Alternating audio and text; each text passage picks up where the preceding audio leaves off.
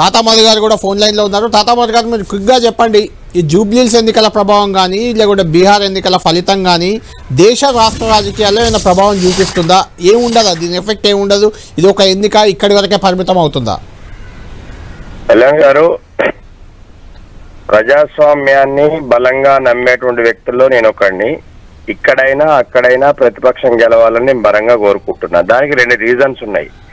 ఎందుకు అంటే తెలంగాణలో అనేక రకాలైన హామీలతోని అధికారంలోకి వచ్చిన కాంగ్రెస్ పార్టీ ఈ 2 సంవత్సరాల కాలంలో వారిచ్చినటువంటి హామీలను తుంగలో తొక్కడం అనేది జరిగింది. ఏ ఒక్క హామీని కూడా నెరవేర్చని పరిస్థితి ఉంది. జూబ్లీహిల్స్ ఎన్నిక అనేటువంటిది ప్రతిపక్షం అంటే మేమెందుకు గెలవాలి అని చెప్తున్నాం అంటే, కాంగ్రెస్ పార్టీ ఇచ్చినటువంటి హామీలు అమలు కావాలి అని అంటే, కాంగ్రెస్ పార్టీ మీద ఒత్తిడి పెంచాలంటే, ప్రజలకు ఇచ్చిన హామీలను నిలబెట్టాలి ఈ ప్రభుత్వం అంటే ఖచ్చితంగా జూబ్లీహిల్స్ ఎన్నిక అనేటువంటిది బీఆర్ఎస్ పార్టీకి గెలవాల్సిన అవసరం ఉంది.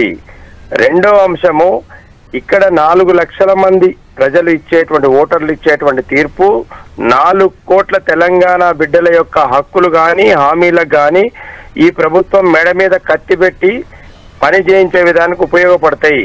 డెఫినెట్ గా ఒక ప్రెషర్ అనేది క్రియేట్ అవుతుంది అనేటువంటిది నా భావన. అందుకోసం ఇక్కడైనా బీహార్ లో కూడా ఖచ్చితంగా లాలూ ప్రసాద్ గారి నేతృత్వంలో ఖచ్చితంగా అక్కడ విజయం సాధించాలని నేను వ్యక్తిగతంగా నేను కోరుకుంటున్నాను. ఎందుకంటే అబ్సల్యూట్ మెజారిటీ అనేటువంటిది ఎప్పటికి కూడా మంచిది కాదు ప్రజాస్వామ్యానికి. ఎప్పుడైనా కానీ చెక్స్ అండ్ బ్యాలెన్సెస్ ఉండాలి. అబ్సల్యూట్ పవర్ ఉంటే నియంతృత్వాన్ని దారి తీస్తుంది. కాబట్టి డెఫినెట్ గా అక్కడ లాలూ ప్రసాద్ యాదవ్ గారు గెలవాలి, ప్రతిపక్షం గెలవాలని మనస్ఫూర్తిగా నేను కోరుకుంటున్నా. సేమ్ థింగ్ ఇక్కడ కూడా జూబ్లీహిల్స్ ప్రజల ప్రభావం ఉంటుందా రాజకీయాల్లో, దేశ రాజకీయాల్లో, రాష్ట్ర రాజకీయాల్లో ఈ ఎన్నికల ఫలితం ప్రభావం ఏమైనా ఉంటుందా?